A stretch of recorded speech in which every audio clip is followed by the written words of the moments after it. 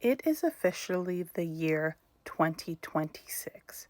If we do nothing else this year, can we please stop calling your disabled children special needs? It is so incredibly harmful. Stop it! Since people like Finley here think that there is nothing wrong with saying special needs, let's break down every single way using the term special needs is harmful. Starting with the definition, the word special is defined as greater or otherwise different from what is usual. So special needs would be needs that are different from what is otherwise usual. However, disabled people do not have special needs. They just have needs like everybody else.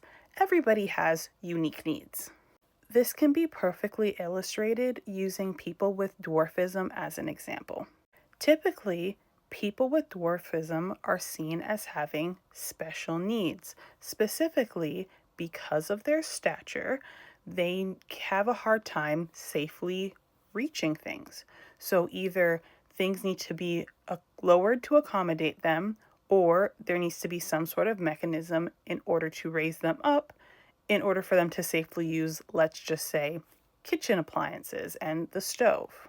Part of the definition of dwarfism is that the person's adult height has to be under 4 feet 10 inches.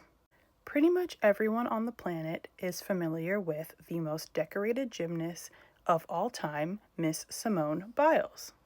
Simone Biles is 4'8", so she is underneath the height criteria for dwarfism. However, Simone Biles does not have dwarfism. She specifically doesn't have the limb mobility issues that would come along with dwarfism. But that doesn't mean that she doesn't have the same needs as somebody with dwarfism or would be needing of the same accommodations. So whereas somebody with dwarfism would be in something like the Paralympics, nobody has ever questioned if Simone Biles shouldn't be in the Olympics, as she is the most decorated gymnast in history. So why is the person with dwarfism's needs special, but Simone Biles, who would have some of the very same needs, not special? It's because the needs were never special to begin with. Special needs children will eventually grow up and become special needs adults, or more appropriately put, disabled children will become disabled adults. And when you think that disabled adults have special needs, you then cause them harm. All too often, disabled adults who are more than capable of working are forced onto disability support programs and made to live in legislative poverty, especially if they're visibly disabled, because when they go into a job interview, you see their needs as special. All the while, you have absolutely no problem with Linda in accounting using her new AI app to record the meetings, and then that app will summarize that meeting and all the notes, which is something that less than 10 years ago, I had to have specially written on my IEP as a special need for my disability, but now it's just normal. And just to anchor you in time for a moment, I am not that old. I finished high school in 2014 and I finished my undergrad in 2018. So to put that into perspective, my entire high school career was the span of One Direction forming, and their entire career goes into me being in my undergrad into 2016 when they disbanded. And 2016 is when Simone Biles won her very first medal. We are not talking about that long ago. And with special needs kids comes special education, aka spec ed, aka sped, aka let's not actually set these kids up to have careers in the future because deep down we think they're stupid. When I first started school, I was labeled as gifted. I did junior kindergarten, senior kindergarten, and grade 1 all in a singular school year.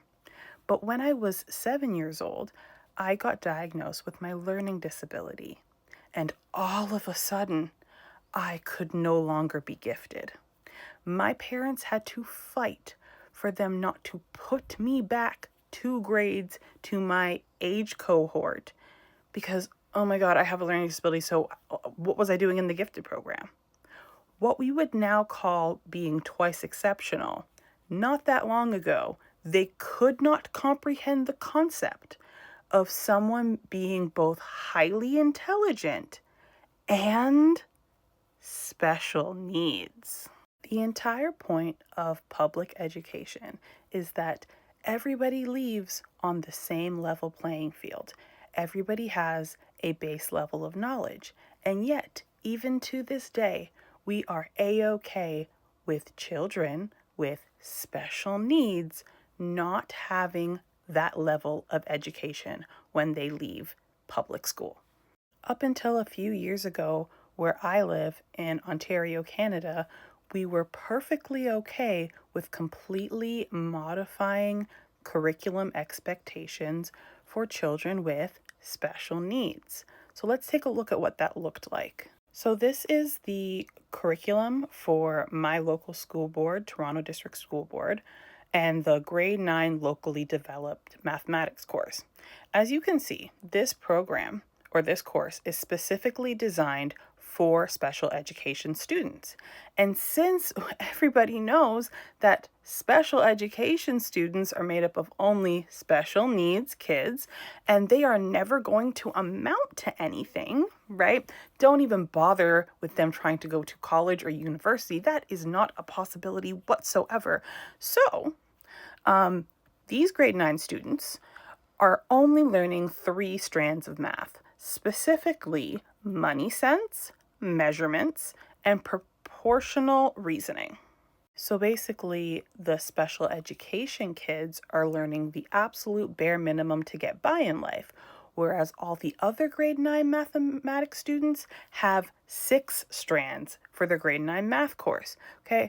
Including things like algebra, data, geometry. And if you actually go and read in the description, they learn coding.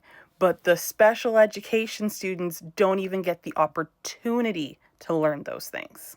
I was incredibly lucky. I was one of the few students at the time who actually got to do regular classes and only had to go to the spec ed room, as we called it, when I needed to.